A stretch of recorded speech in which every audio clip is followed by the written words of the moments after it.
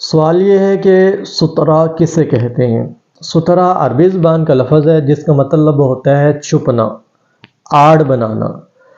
ہر وہ چیز جس کو آڑ بنا کے یا جس کے پیچھے چھپ کے نمازی نماز پڑھتا ہے وہ سترہ کہلاتی ہیں، چاہے وہ کوئی کرسی ہے، پلر ہے، دیوار ہے، کوئی لکڑی کی کوئی چیز بنی ہوئی ہے، پلاسٹک کی کوئی چیز بنی ہوئی ہے، جس کو نمازی اپنے سامنے رکھ کے اس کے پیچھے نماز پڑھتا ہے وہ سترہ کہلاتی ہیں۔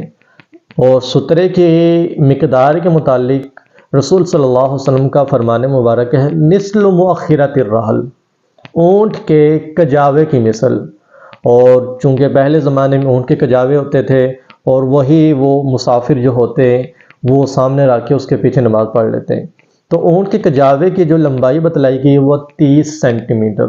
اتنی اونچی کوئی بھی چیز جو آپ کو میسر ہو آپ وہ سامنے رکھ کے نماز پڑھ سکتے ہیں، وہ سترہ ہے آپ کے لیے۔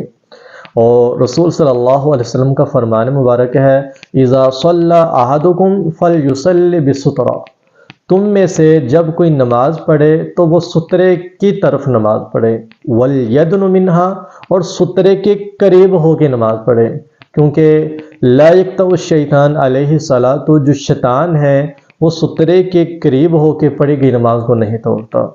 اس لیے ہمیں یہی کوشش کرنی چاہیے کہ ہم ہر نماز کو رسول صلی اللہ علیہ وسلم کی سنت کے مطابق ادا کریں اور سترے کا اہتمام لازمی کریں۔